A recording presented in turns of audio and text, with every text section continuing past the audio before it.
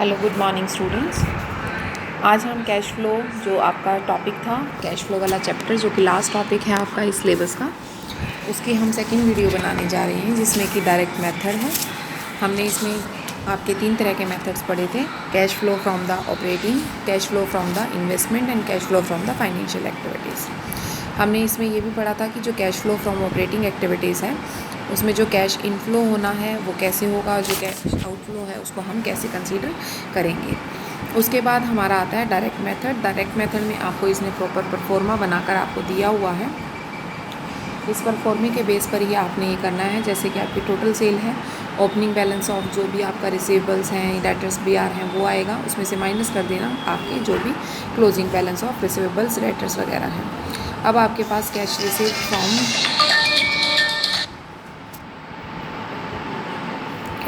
From activities आता है। इसके बाद जो इसमें आपने आइटम्स जो है as a received from the जो कस्टमर से आपने है वो लेस करनी है। जैसे कि आपकी कॉस्ट ऑफ गुड सोल्ड है वो आपने स्टॉक एट द एंड जो है वो आपने इसमें ऐड कर देना है, स्टॉक एट द बिगनिंग जो है वो माइनस कर देना है। टोटल परचेजेस जो है उसमें ओपनिंग बैलेंस ऐड कर देना है, क्लोजिंग बैलेंस आपने माइनस कर देना है। जो आप सप्लायर्स को देते हैं उसमें भी आपका जो भी ऑपरेटिंग एक्सपेंसेस होते हैं कैश से रिलेटेड वो सारे इसमें आ जाएंगे। इसके बाद जितना भी आपका कैश होगा उसको कहेंगे cash generated from operating activities.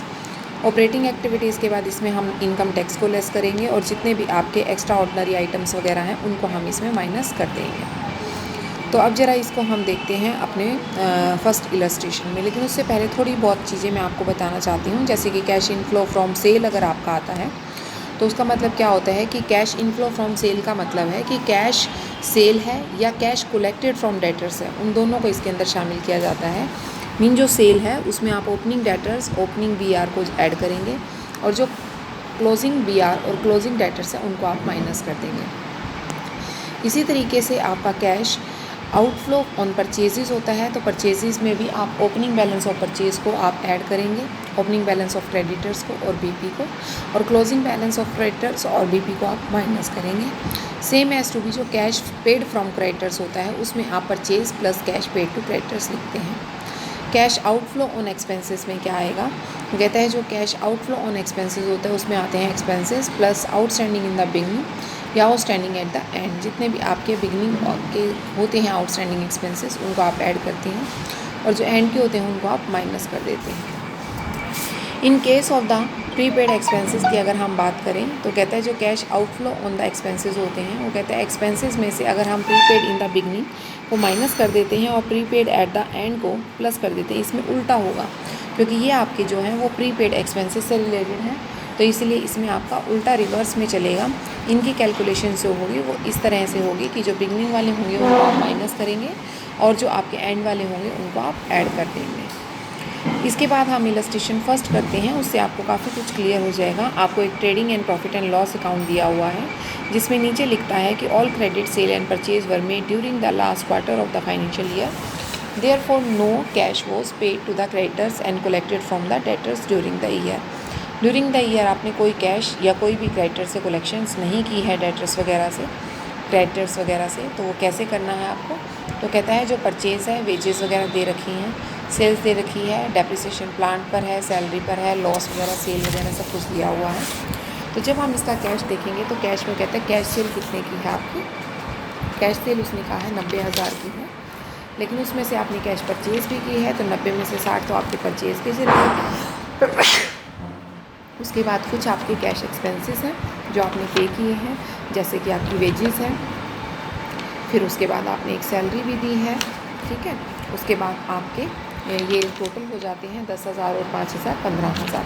तो 15,000 के वो खर्चे भी पे किए हैं, तो सिर्फ आपके पास कैश जो आता है वो आपके पास 15 हो जाता है। दोबारा से इस क्वेश्चन को समझ लीजिए, वो क्या कहना चाह रहे हैं। वो कहता है 90,000 की आपकी सेल होती है कैश की, जिसमें से 60,000 का तो आप माल ही खरीद लेते हैं। जब 60,000 का माल खरीद लिया तो आपके पास बच गए 30,000, लेकिन उस 30,000 में से आप 10,000 की वेजेस पे करते हैं, आपके पास बच गया 30,000। फिर आप 5,000 की सैलरी पे करते हैं तो आपके पास बच गया 15,000।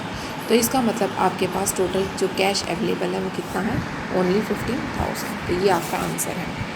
Same as to be next illustration में अगर हम करें तो नेक्स्ट इलस्ट्रेशन में देखिए, सेकेंड इलस्ट्रेशन में from the following information calculate the cash from operating activity by this method. आपको ये पूरी ट्रेडिंग अकाउंट दिया हुआ है और नीचे कुछ इन्फॉर्मेशंस वो देता है, जैसे कि आपका डेटर्स है, बीपी है, क्रेडिटर्स है, स्टॉक है एंड सैलरी आउटस्टैंडिंग वगैरह है, प्रीपेड इंश्योरेंस वगैरह के इंश्योरेंस प्रीमियम वगैरह आपको दिया हुआ है। तो कहता है cash flow from operating activities में क्या आएगा, वो कहता है टोटल जो आपकी सेल है उसमें opening balance of the debtors, closing balance of the debtors दिया हुआ है। नीचे की तरफ वो कहता है जो आपका cash goods of cost of goods sold है, स्टॉक एट द एंड है, स्टॉक एट द बिगनिंग है, टोटल परचेज़ वगैरह दे रखी हैं, वो सारी चीज़ें आपको दे रखी हैं। ये आपने इस हिसाब से क्वेश्चन करना है। तो आप देखो क्या क्या है। कहते हैं सबसे पहले तो टोटल सेल ले लीजिए, आपकी टोटल सेल कितने की है, ऊपर इसने दी हुई है 1,50,000 की आपकी टोटल सेल है। 1,50,000 की सेल में आपने क्या करना है, ओपनिंग बैलेंस ऑफ डेटर्स और BR जो आपके यहाँ पर नीचे दिए हुए हैं 18 और 25, आपने 18,000 को क्या कर देना है, ऐड कर देना है और 25,000 को आपने क्या कर देना है, माइनस कर देना है। ठीक है। इसी तरीके से आपका BR का बैलेंस दिया हुआ है जिसमें 7,000 को आपने क्या करना है, ऐड करना है और आपने 4,000 को क्या करना है, माइनस करना है। उसके बाद आपके पास कैश रिसीव फ्रॉम कस्टमर आ जाएगा। अब आपके पास 1,46,000 का कैश आ गया। ये आया हुआ पैसा है, मीन आपका इनफ्लो है। अब आपने जो जा रहा है, मीन जो परचेजेस वगैरह पे लगाया या जो पेमेंट की है आपने, उनका करेंगे हम हिसाब। तो उनका कैसे करना है, वो कहता है कॉस्ट ऑफ गुड्स सोल्ड आपकी 1,00,000 रुपये की है। उस 1,00,000 में से वो कहता है स्टॉक जो आपका एट द एंड है वो 25,000 का है। इसका मतलब 1,25,000 हो गए। 20,000 का आपने उसमें से माल छोड़ दिया, तो इसका मतलब 1,05,000 का माल आपका हुआ। उसमें आपके क्रेडिटर्स जो थे वो कितने थे, सिर्फ आपके 8,000 के थे। इसका मतलब 1,13,000 आपके पास कैश आना चाहिए। वो कहते हैं 6,000 के आपके क्रेडिटर्स देने थे, वो अलग से आपके निकल गए, तो 1,07,000 का कैश आपका बनता है। उसके बाद वो कहता है इसमें आपने और भी खर्चे किए हैं, एक 12,000 की सैलरी पे की है, 2,000 रुपये आपने और दिए हैं और 3,000 का आपका और सैलरी आउटस्टैंडिंग का बैलेंस है। ठीक है, तो ये सैलरीज हैं। इसी तरह से इंश्योरेंस के हैं जो कि आपने 3,000 रुपये दिए हैं। उसके बाद आपने 1,000 रुपये क्या क्या है जो आपके प्रीपेड हैं, वो क्लोजिंग वाला माइनस हो जाएगा और ओपनिंग वाला ऐड हो जाएगा। इस क्वेश्चन में दोनों 1,000 दिए हुए हैं, इसलिए शायद प्रॉब्लम नहीं होगी, लेकिन इसमें ध्यान रखना कि ये प्रीपेड है और प्रीपेड में ओपनिंग जो होता है वो माइनस होता है और क्लोजिंग जो है वो ऐड होता है। तो इसलिए इस चीज़ को ध्यान रखना है आपने। तो यहाँ से आपका ये खर्चे हो गए, इन खर्चों को भी आप उसमें से माइनस करोगे।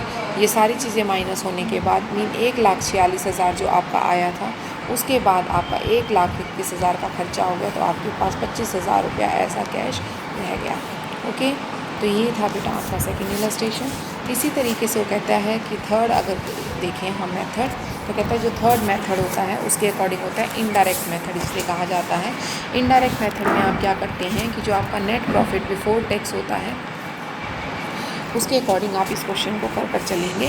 तो कहता है नेट प्रॉफिट बिफोर टैक्स में कहता है नेट प्रॉफिट हो गया, फिर इसके बाद कुछ आपके non depreciations, goodwill right of है या discount on debenture right of है, लॉस ऑन सेल ऑफ है या नॉन करंट असेट्स वगैरह हैं, या आपका profit on sale of fixed assets वगैरह हैं, इंटरेस्ट ऑन दिस है। मीन ये सारी आइटम्स आती हैं, जो जो आइटम इसने दिखा रखी हैं। अगर ये आपको परफॉर्मा हो जाता है तो आप इजीली क्वेश्चंस को कर सकते हैं। उसके बाद एक cash calculation of net profit before tax आता है। कहते हैं net profit of the current year आता है। करंट ईयर में वो कहते हैं ट्रांसफ़र टू रिजर्व होता है, बैलेंस ऑफ द स्टेटमेंट होता है, प्रॉफिट ऑन द डिविडेंड और प्रपोज डिविडेंड होता है, इंटरिम डिविडेंड होता है और प्रोविज़न फॉर टैक्स मेड किया जाता है। अब देखिए इलस्ट्रेशन थर्ड। इलस्ट्रेशन थर्ड से आपको इस क्वेश्चन का काफ़ी कुछ क्लियर हो जाएगा। कैसे, वो कहता है क्वेश्चन नंबर जो आपका ये है थर्ड क्वेश्चन है इलस्ट्रेशन, उसमें क्या दिया हुआ है आपको कि प्रॉफिट आफ्टर टैक्स जो 31 मार्च का बैलेंस है वो आपको दे दिया। उसमें डेफर्ड टैक्स लाइबिलिटी दी है, deferred tax liability at the and the है, मीन ओपनिंग एंड क्लोजिंग दी हुई है। तो आप क्या करेंगे, आपका प्रॉफिट कितना है 10 लाख रुपये का। 10 लाख जो इंक्रीजिंग है, इंक्रीज इन द डेफर्ड कितना है 50 माइनस 40, क्योंकि क्लोजिंग 50 से 40, इसका मतलब 10,000 आपने क्या किए हैं, इंक्रीज़ हुई है। तो कितने हो गए आपके पास, 10 लाख में 10,000 जुड़ गए, 10,10,000 रुपया। फिर उसके बाद आपने एक प्रोविज़न बनाया है 2 लाख का, तो 2 लाख का वो प्रोविज़न हो गया। तो 10 की 2 12 लाख 10,000 का आपका क्या आ गया, नेट प्रॉफिट आपका बिफोर टैक्स। अब देखिए जो नेक्स्ट इलस्ट्रेशन है, नेक्स्ट में वो क्या कहता है आपको, वो कहता है from the surplus statement of the profit. वो कहता है प्रॉफिट स्टेटमेंट आप उसको दे दी हैं, ठीक है। उसके बाद आपका वुमेन कंपनसेशन रिजर्व है, प्रोविज़न फॉर टैक्सेशन है, जनरल रिजर्व है, इन्वेस्टमेंट और फ्लक्चुएशन रिजर्व है, प्रपोज डिविडेंड है। नीचे वो कहता है अदर इन्फॉर्मेशन, गुडविल जो है आपने वो 10,000 की है, रेंट रिसीव किया 50,000 का, प्रोविज़न फॉर डाउटफुल डेट्स आपके हैं 20,000 रुपये के, डेप्रिसिएशन जो है वो 60,000 का है, और इंटरिम डिविडेंड जो है आपका वो 60,000 रुपये का है। रिफ़ंड जो आपने टैक्स का है वो 10,000 रुपये है। सारे पॉइंट्स आपको बहुत अच्छी तरह से क्लियर कर दिए। सबसे पहले तो आप इसमें क्या लेंगे, नेट प्रॉफिट बिफोर टैक्स लेंगे, वो कितना है 6,60,000 रुपये का है। उसके बाद फिर क्या है कि आपका surplus of the statement of the profit and loss आएगा, जो कि आपका कितना है 4 लाख रुपए का है, मीन सरप्लस जो आपके पास आ गया था। तो टोटल आपके पास कितना हो जाएगा, 2,60,000 का सिर्फ आपके पास क्या आ जाएगा, 2,60,000 आपके पास आज के दिन प्रॉफिट है।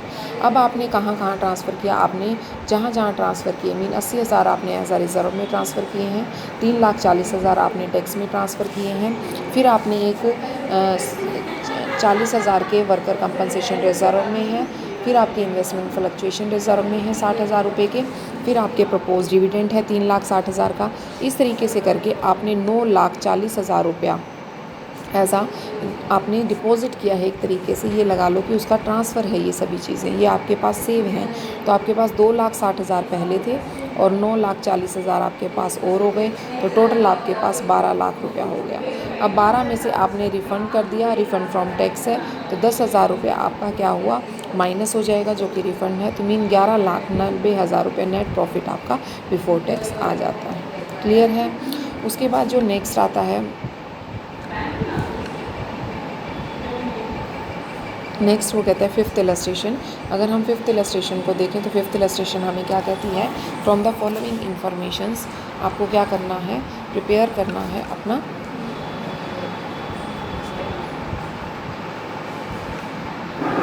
हाँ जी, वो कहते हैं नेट लॉस जो है वो आपका 20,000 है, डेप्रिसिएशन जो है वो 16,000 है, बेड डेट्स जो है वो 2,000 है। उसके बाद आपका रेंट रिसीव्ड है 6,000, फाइनेंशियल कॉस्ट 4500 है, गुडविल जो है 2,000 है, loss on plant, profit on sale में ये सारी चीज़ें सेम सी हैं, प्रॉफिट है, लॉस है, गुडविल है, राइट ऑफ कर दी, रेंट रिसीव हुआ, मीन जो आपको रिसीव हुए दैट मीन्स वो कैश रिसीव हुआ, जो आपने पेमेंट की, जो प्रॉफिट्स हुए दैट ऑल्सो रिसीव हुए, लॉस हुआ तो वो लॉस आपका नुकसान हुआ है तो उसको आप क्या कर देंगे, ऐड कर देंगे। उल्टा चलना है इसमें, जो जैसे आप ट्रेडिंग में चलते हैं डेबिट साइड में आप अपने सारे खर्चे वर्चे डाल के चलते हैं, और उस तरफ आप अपने उस तरफ सारे के सारे जो आपकी रिसिप्ट्स होती हैं उनको डालकर चलते हैं। तो उसी तरीके से यहाँ पर आपने सारे के सारे उल्टा करना है, जैसे आप ट्रेडिंग अकाउंट्स में करते हैं। तो देखिए इलस्ट्रेशन 5 में आपने क्या करना है, सबसे पहले तो इलस्ट्रेशन 5 में आपने सबसे पहले तो जो आपका बैलेंस है 20,000 का नेगेटिव बैलेंस आता है, मीन आपका लॉस आता है 20,000 का, जो कि नेट लॉस 20,000 दे रखा है। अब नेट लॉस को आप नेगेटिव फिगर में भी ले सकते हैं, या आप इसको ब्रैकेट करके दिखा सकते हैं इस तरह से 20,000 रुपये, या आप इसको माइनस 20,000 में भी शो कर सकते हैं। अब इसमें क्या क्या आएगा जो ऐड करना है, that is depreciation, bad debts आ जाएंगे, फाइनेंशियल कॉस्ट आ जाएगी आपकी, गुडविल राइट ऑफ जो आपने की है, ठीक है। उसके बाद जो आपका लॉस होता है, या जो आपने share of the issue of the किया है, या प्रोविज़न फॉर डाउटफुल डेट्स वगैरह हैं, या लॉस ऑन जो भी है, मीन जो आपके प्रॉफिट्स हैं, या जो आपके पास रिसीव हुआ है, जो आपको इंटरेस्ट वगैरह रिसीव हुआ, रेंट वगैरह रिसीव हुआ, जो आपको प्रॉफिट्स हुए हैं, वो सारे आपने क्या कर देने हैं, माइनस कर देने हैं। तो ये सारी चीज़ें माइनस करने के बाद ओवरऑल आपके पास operating profit before working capital charges आ जाएगा। तो ये मेरे ख्याल से बेटा यहाँ तक आप अपनी इलस्ट्रेशंस को कंप्लीट करेंगे, उसके बाद फर्दर हम कल स्टार्ट करेंगे। ओके, गुड बाय बेटा।